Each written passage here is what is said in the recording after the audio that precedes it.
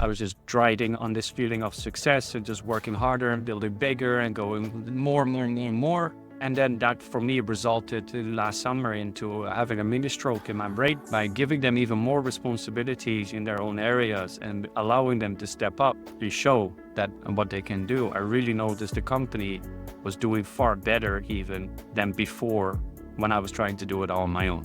The company is not about duplicating yourself. That's the totally wrong way of doing it because there's only one of you, and that to start with. I'm the owner of a company, so I have to work 80 hours a week. Otherwise, the company is not succeeding. Well, if the company is not succeeding and you are working 80 hours a week, then the company is not succeeding because you are working 80 hours a week. Welcome to the iGaming Leader, where we uncover the human side of some of the most inspirational leaders inside of our industry. I'm your host, Leo Judkins, and today I'm joined by Mike de Graaff, who is the Chief Compliance Officer at BetComply. At only 33 years old, he had a heart-shattering moment where, after having just had his kid, he suffered a stroke.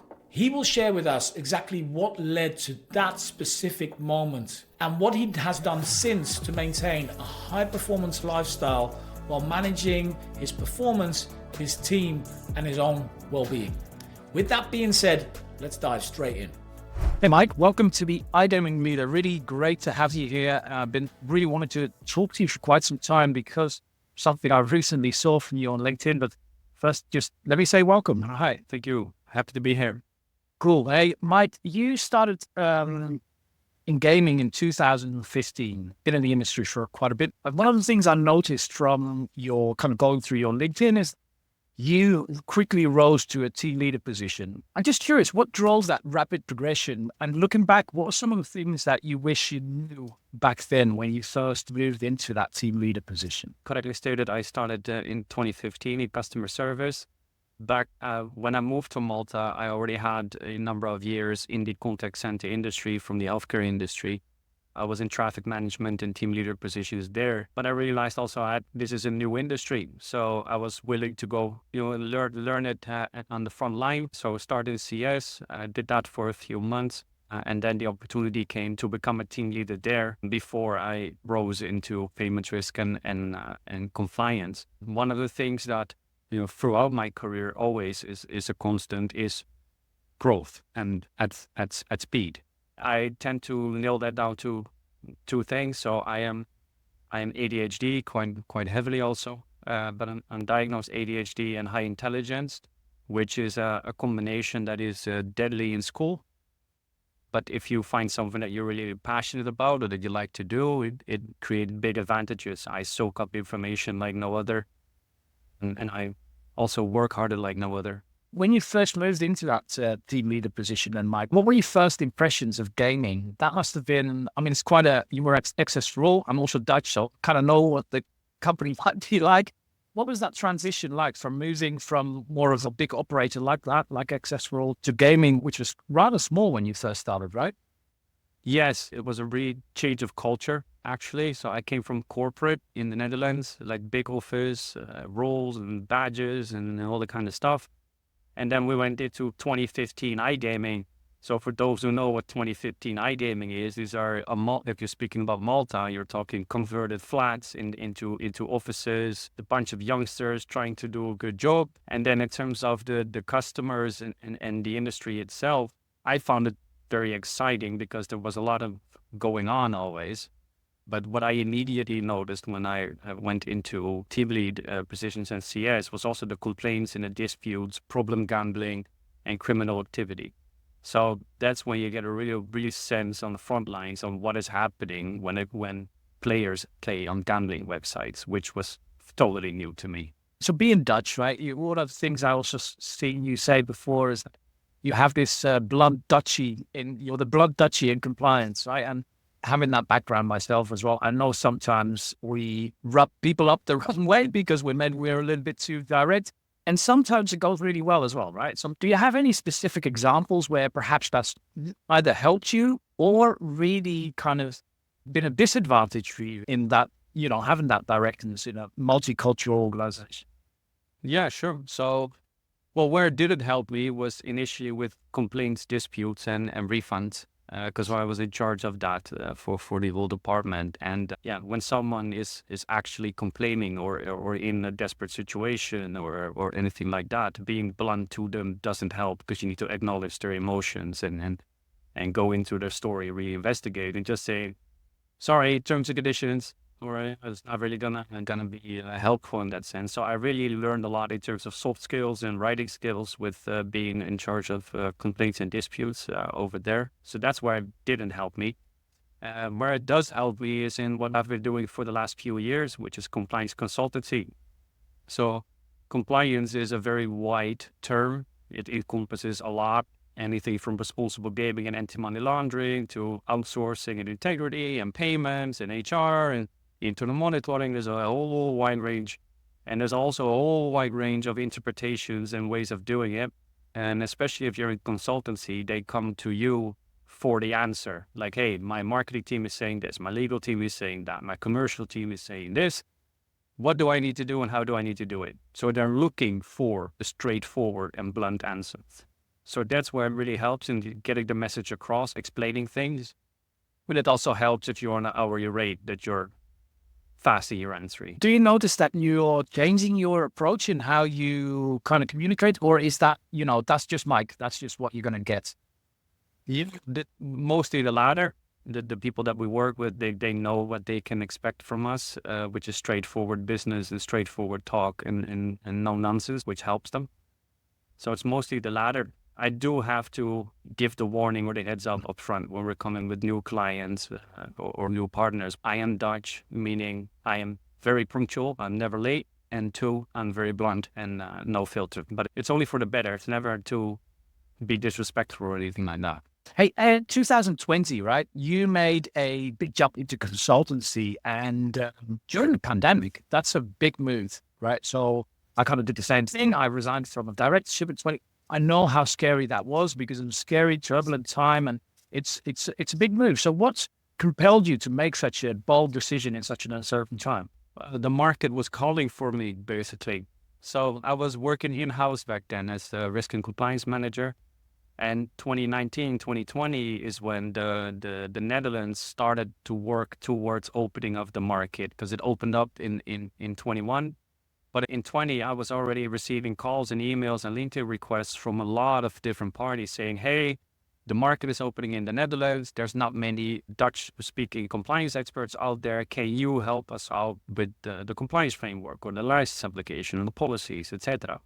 I was in-house and I was like, well, I can continue doing my work as I've been doing because I was happy there. But the company itself did not have any plans to enter the market. And I was like, well, if I'm the only one of the very few Dutch-speaking compliance experts on this island, and everyone is calling me asking to work for them, why don't I just go on my own and do it? Because, as you said, it was also COVID time. So we were already on lockdown, we were already at home. I couldn't really go out, do anything other than doing work. And my wife is a chef. She was also at home because it was a COVID lockdown. So we made the conscious decision to go into consultancy, do several projects at the same time, and go full force. Couldn't do anything else other than sitting at home and working. So I took the opportunity. How did that feel? Were you scared? Was it a big decision? Talk me through kind of the process of actually doing that. I have to go back a little bit on that because it goes back to the nature of the beast, which is my personality and the way that I approach things. I tend to box above my weight, as I call it, where I'm very comfortable. So I've been doing that for all my life, meaning that I have this thinking process that says, if I have never done it, but I think I can do it, so I'll do it. And up until now, I've been able to do it and do it properly. So I go into some things knowing that I do not know everything, but I'm confident enough that I'm resourceful enough to find out how it should be done and then execute it accordingly. So it's a little bit of sometimes overconfidence, but up until now, just probably right. So you're a dad moving in a fast-paced industry. You're an expat, right? All of these things at the same time. Sometimes it's very challenging, right? It's kind of finding balance and balancing family life, but also being in this kind of 24/7 industry that is fast-paced and high pressure. How do you balance all of that? I was not always very good at this. And so after COVID, when everything started opening up again, I was in consultancy in an open industry. And with open industry, I mean all the industry events, all the conferences, all the travel, and as a consultant, you need to be everywhere, right? You need to be everywhere to be seen, to talk to clients, talk to new leads, partake in panels, do a lot of networking. So when COVID came to an end and I started traveling again to all these conferences once a month, doing all this work, also having babies along the way, I went too far because I really enjoy what I'm doing and I'm really passionate about what I'm doing. So I was just riding on this feeling of success and just working harder and building bigger and going more and more and more and more. And then that for me resulted last summer into having a mini stroke in my brain because I overdid it in full. So yeah, I was not very good at this. I took a real good look at myself and the way that I've been doing things. I realized that if you want to build, as a consultant on your own, you're doing your own work, your own sales, and you execute yourself. This is very different from building a company, which we are doing with BetComply. Having that mini stroke in the summer forced me to go back to the drawing board and say, okay, what is it that I am doing personally? What is it that the team is doing? Where did it go wrong in terms of me overdoing it? And how do we not do that anymore? Yeah. So to summarize, I was not good at this at all. I was forced to look into it. And now I like to think that I am getting good at it. I mean, you were only 33, well, maybe still are 33 because it was this summer when that happened. That's really scary, right? So what was that day like? What was going through your mind that day and how did it appear? So it was a day like no other. I was working from the office where I am right now. I was just working behind my desk. I started to notice that my arm was feeling a bit numb.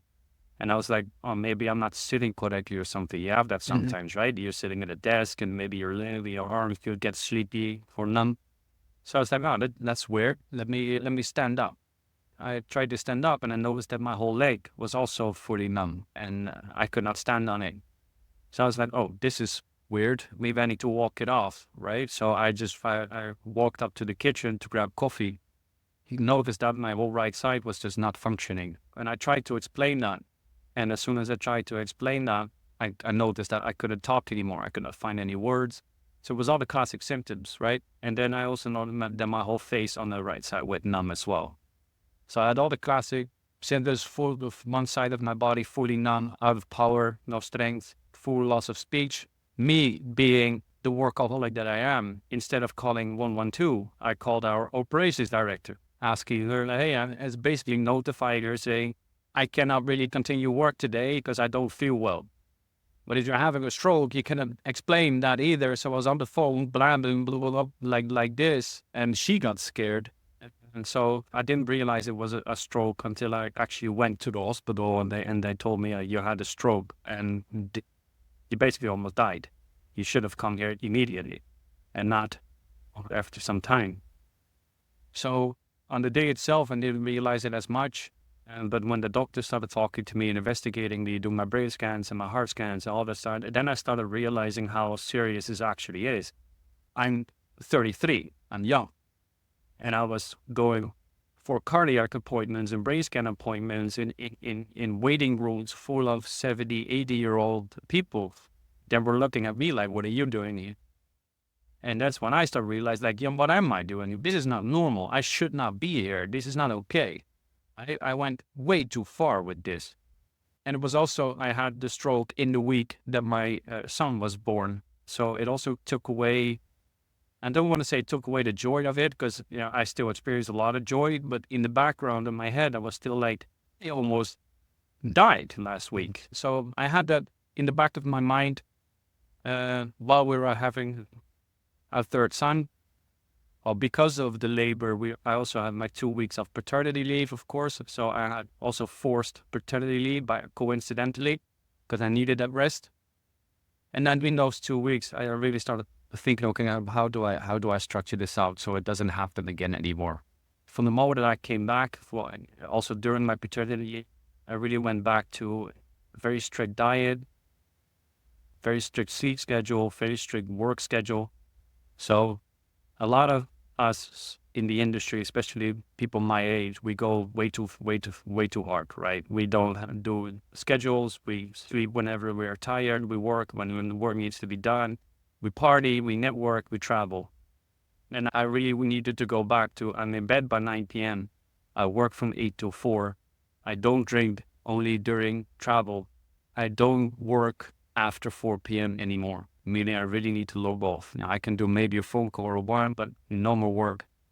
And I found out by doing that and by enabling our operations director and the other consultants in the team to step up and take responsibility further than what they were doing, I noticed how good our team is. I already knew our team is good, and that's why you gathered that team as is.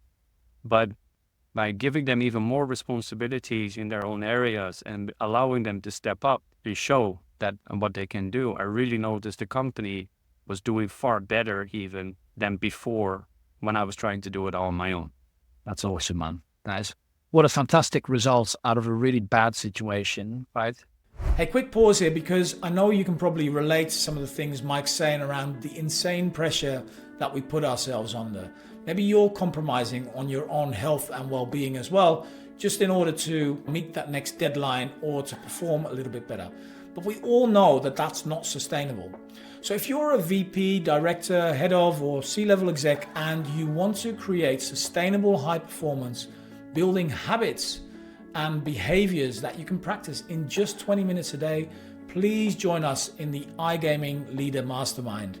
It's a community of iGaming leaders just like you, where we help you live, lead, and perform at your best in a way that you can actually achieve that sustainable high performance. Now, if you want to apply, please head over to igamingleader.com and fill in your details. Let's go back to Mike. So how was that, Mike? When the doctor started talking to you and started explaining that it was actually a stroke, you probably didn't even believe it, right? Because you were thinking, oh, well, I mean, this, like you were saying, I'm indestructible. When did you notice that it's kind of a consequence of perhaps the things that you were doing, the high stress levels, the lack of sleep, all those things that you, how did that process go? Did the doctor tell you that, or did you figure that out? Were there any warning signs beforehand that you might have missed or that you just kind of suppressed? Well, I did suppress some signs.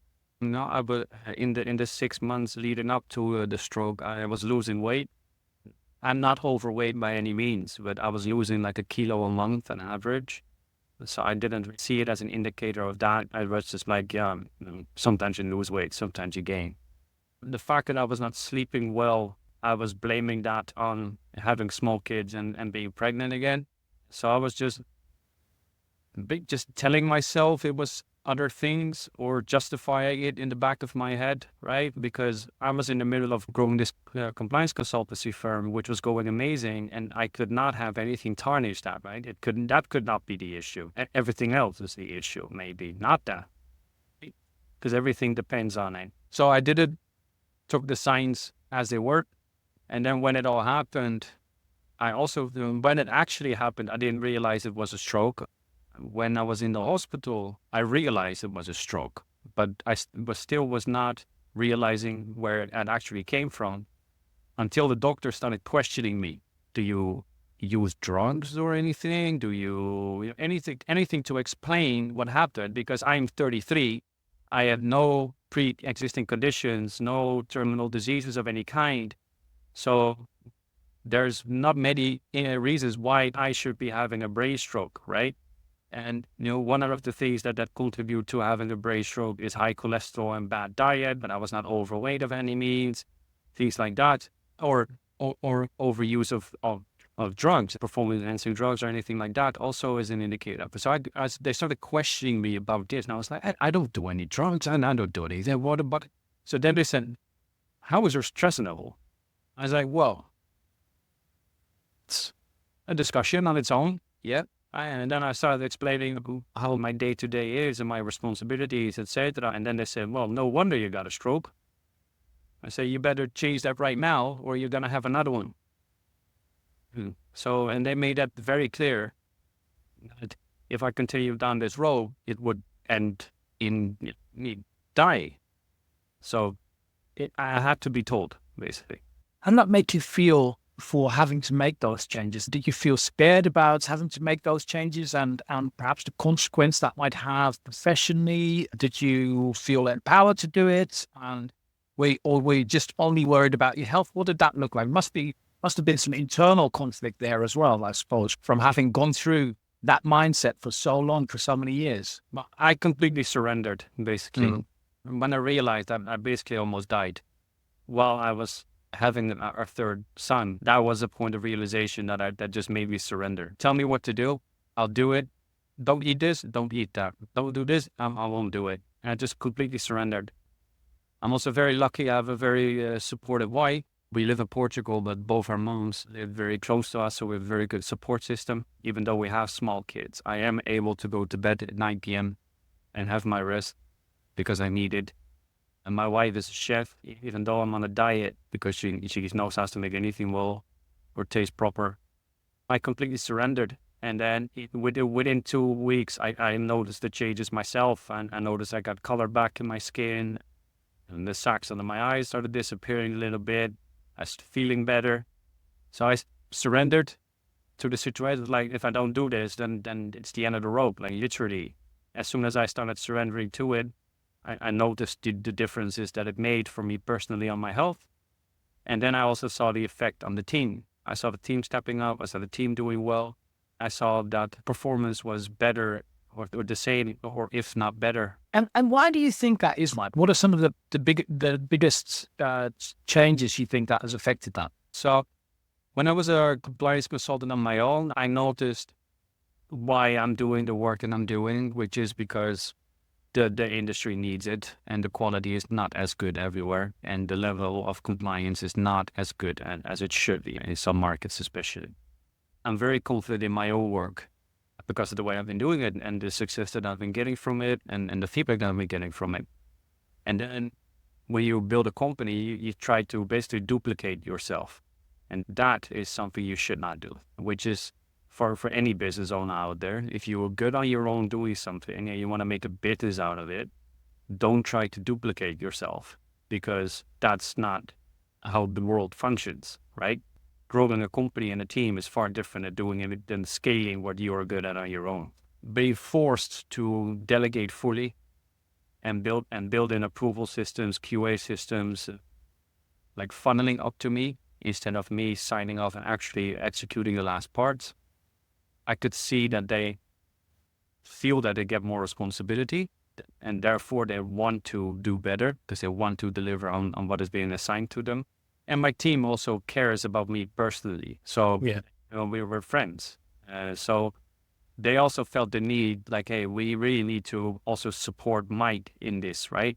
So they also had this need to step up. And then as soon as I saw how good they were doing this, I started just praising them on every single aspect, to the extent that, we make jokes within the teams about being modest, being humble, where internally we're not humble at all. Everyone is great. Everyone's perfect. You boost your confidence a little bit internally. And it's been helping. It's been working out. I love it, man. Hey, so you set quite some strict boundaries around kind of how you manage time and when you shut off for the day, when you start the day, when you go to bed, all super healthy, right? Those boundaries. However, it comes with some decision making, I suppose, right? Because now you've got fewer hours that you're actually working in than you have had before. So how do you decide what is going to happen within that fixed time box that you have now? Because one of the big things must also be that you're now saying no to more things that you weren't saying no to before, I suppose. Yeah, true. Good point. So I really limited my work hours to 8 in the morning till 4 in the afternoon, where together with our operations director, Luz, at the start of the week and at the end of the week, we together decide on a to-do list, the planning for the week and the division of tasks. And even though she reports into me on the compliance consultancy side, she tells me what to do. So I gave her the responsibility and the freedom to run the consultancy team on her own and to really basically guide me and tell me what to do. I want to focus on two things, because the two things that I'm good at is bringing in new business and executing that business. I want to spend my time accordingly doing that. About 50% of the time doing sales and business development, the other 50% of the time executing compliance work. Anything that is outside of that is done by someone else. So we have a dedicated CFO, dedicated CMO, dedicated CEO, dedicated operations director, HR, and they do what they are good at best. Within those 8 hours, including breaks, I need to both build the business and also execute the work. On one side, we do this allocation of tasks between me and the operations director, which works really well. But usually when you are on top of the management layer, you think like, oh, you need to instruct people down in the hierarchy on what to do. But if you hire the right people, they know what they are good at and what they should be doing, and you should be able in a position to allow them to tell you what needs to happen in order to execute. And that is something I learned by doing this, that especially the people executing the work and the middle layers, you have them tell you what needs to be done. Love it. What a fantastic lesson, Mike. I love that. Really, really cool. I want to touch a little bit on neurodiversity as well, if that's okay for you. So you mentioned it at the beginning. So tell me a little bit more about how that's really helped you, and also where that maybe has made it really difficult for you. What lessons you've learned throughout time living with, ADHD, and like how you actually use that in your day-to-day life. So I got diagnosed when I was about 10 years old, 23 years ago. I went through very extensive diagnosis and therapy sessions to really drill down to basically what is wrong with Mike, because I was hyperactive, not listening, and not focusing, etc. So I went through this whole mill of tests and evaluations, and they had the dual diagnosis of ADHD and high intelligence. A blessing and a curse. It's a curse when you go to school. It's a blessing when you find something that you're really good at. And one thing that my mom was very quick about is that I'm not going to do medicine for all of my life, because then you haven't treated the problem, you're just treating the symptoms basically with medicine. So we really, at the start already, we invested time in therapy and tips and tricks, which you do with a lot of failing and testing. But I kind of learned what I should not be putting focus towards, and how I can utilize my neurodivergency.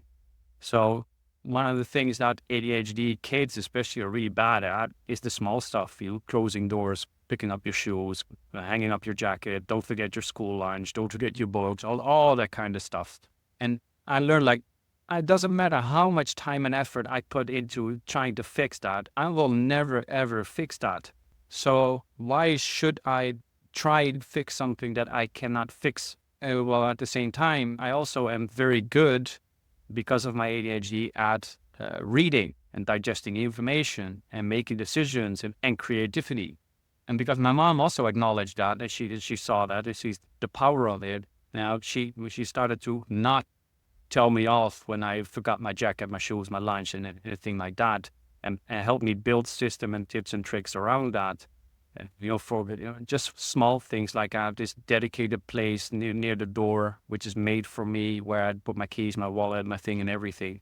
And if not everything is not in there, and there's someone else will seize my keys somewhere, we'll just pick up the keys and put it there, instead of telling me, Mike, you forgot to put your key there again. Small things like this, like tips and tricks on what you cannot fix, really helps. Now with school, the school's unfortunately what it is. The system is what it is, and you have to go through it. Now I started out on the highest level possible, and I went down 2 grades, and it took me 7 years to complete school, because one side of my grades were amazing, the other side was, you can put as much effort into it as you want, it will never go any better, because it won't click. And I'm lucky that I have a supportive mom like that really guided me through my teenage years in this, and really made me feel powerful as an ADHD high intelligent kid, and not as a weird kid that is busy and hyperactive. So that really helps me. And because I've been tutored that way, basically, I also took that with me into the workforce. So I don't focus on things that I'm not good at. I would like to have other people support me in that, and I focus on what I'm really good at. Which mainly, like you said, for you, the creative side, really kind of reading up on things, which I suppose creates compliance, especially reading up on stuff and making sure they make decisions that drive the business forward. Yeah, definitely. Yeah, which in the consultancy space, it helps me a lot in terms of knowledge and expertise, because I managed to soak up information and create links between them in my head that others are struggling with.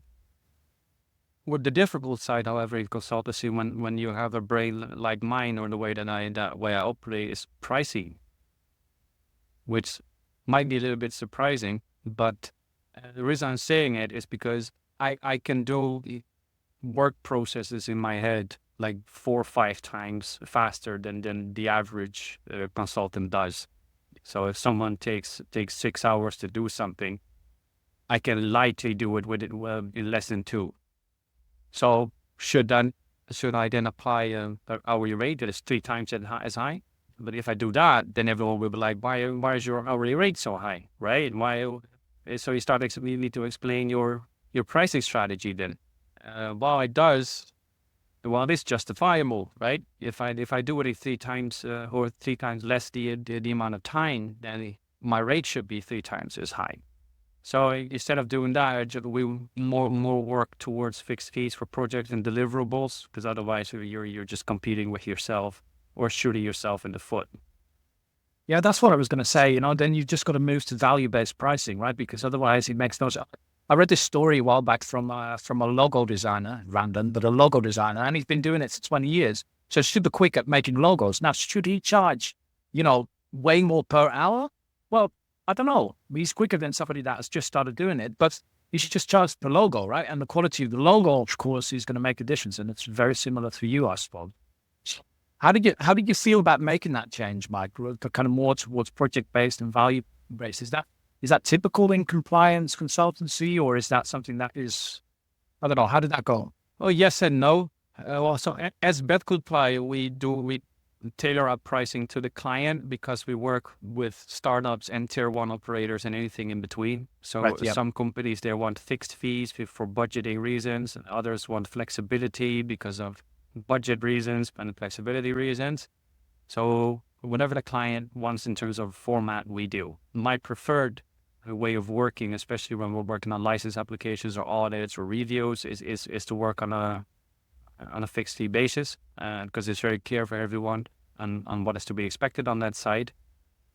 And when we do go into to hourly rates or monthly retainers or things like this, it's not that they're buying the hours for me personally, because we have a whole team that supports that retainer. So we did manage to find a way on how to do it, and the way that we are doing it is very clear, very concise, and there's no overcharging of coffee machine meetups in between their team either. Yeah, love it. Kind of closing off a little bit, Mike. You've seen the heights of success in business and also the dangers of gaming, right? What would your advice be to other leaders about sustainable success? Let me start with the duplication issue. So especially leaders, when they start companies, they feel very good about what they can do and what they bring to the table. Your company is not about duplicating yourself. That's the totally wrong way of doing it, because there's only one of you, and that to start with. So I would try to not duplicate you. That should be an aim. Yeah, it should not be duplicating the founder or the leader of the team. You should be figuring out from the drawing board what needs to be done and what kind of people do we need in order for that to be done. And not, I have this idea with this company, so we should be doing these things. I know I'm good at that. I need someone that is equally as good as me at doing this. And don't go about it like that.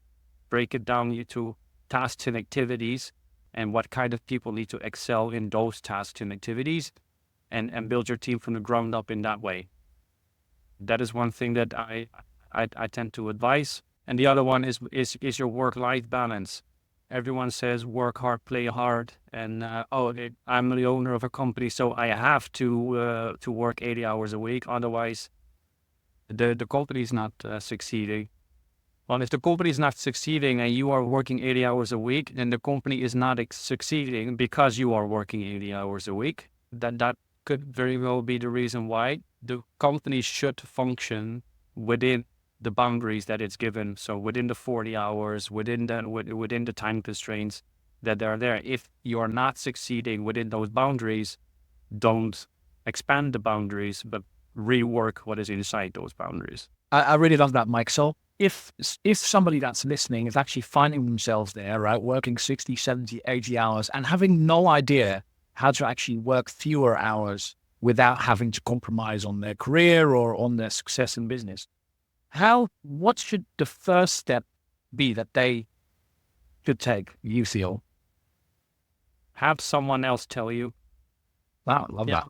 So that can be a colleague internally, can be someone from C-level, can it be anyone that understands your line of work. Don't discuss this with your spouse or your family because they don't understand the intricacies of your work. It needs to be someone that knows the work, but you need to give them the power to tell you. Because if you are doing 60, 70, 80, 90 hours and you're fully integrated in your way of working and you're stuck, that means you're stuck. So don't try to unstuck yourself. Explain the problem to someone internally or the industry peer or a coach or whatever it is. But explain it to them, give them the power to tell you what to do, and just try it out. Love it. Fantastic, Mike. Hey, thank you very much. Really inspirational talk. I am so happy that you're on the mend and thank you. To feel better. And thank you for all of the advice. Thank you for having me, and have a great one. Thank you. Wow, what an eye-opening story from Mike. It left me really inspired because I remember being at SBC getting ready for my presentation and seeing somebody really young walk around with a walking stick. And I was quite shocked seeing that because it's something that you don't see very often. He had clearly had a stroke and I didn't know him, so I didn't go over, but I was curious to hear what was going on. Then he posted on LinkedIn and shared his story, which I found so brave. So I reached out to tell him how brave I thought that was. And I asked him to come on to the iGaming Leader where he's clearly shared his story. It left me with 3 very powerful insights that I think will help you as well. The first one is how important it is to find balance in life and to manage our own boundaries. To not just set boundaries, but to protect those boundaries as well, so that we work within those constraints. Very often we shift our boundaries and we start compromising our own health and well-being as a result. And that is very typical, I think, in iGaming and something that most of us struggle with. But operating within those boundaries is so important because, as you can see, he didn't even realize that he was having a stroke while he was inside of it, right? So very important to do. It also leads me to the second point, which is that when you struggle to understand how to work within those boundaries and you never have the time or the headspace or the energy to actually figure it out, it's important to get help from someone else, somebody external that can help you see what's going on and where perhaps you're stuck and what the things are that you can do to improve your performance, productivity, time management, leadership, delegate, whatever that is. It's really important because when you're inside your own bottle, it's impossible to read the label, right? And that's something that Mike does to this day and he shared as well. The third thing is that it's really important to hire a team where you're not trying to duplicate yourself, but you hire for a wide variety of roles. Petra was talking about this in the second episode as well. We've heard Maria talk about it on the last episode. It is such a key thing to do because, like Mike was saying, when you actually give responsibility to that team and you step out and you are no longer a bottleneck, you're no longer signing off, but you give full responsibility to the team, the business actually starts performing better. But that's a little bit scary. So really key skill to develop as well, how to delegate for developing high performance teams. So that's what I've got for you this week. If you found this episode helpful and you took anything away from it, please leave a rating and review. It takes you less than 10 seconds and it really helps other iGaming leaders like you find this podcast as well. So that's it for this week. Next time we're talking to Lex Scott, who is the Vice President of Gaming at ITV Studios. He shares his journey on struggles with mental health and how fatherhood has really shaped his leadership style and what he does today to be a high performance leader as well. I hope to see you there and I hope you enjoyed today's podcast. Take care.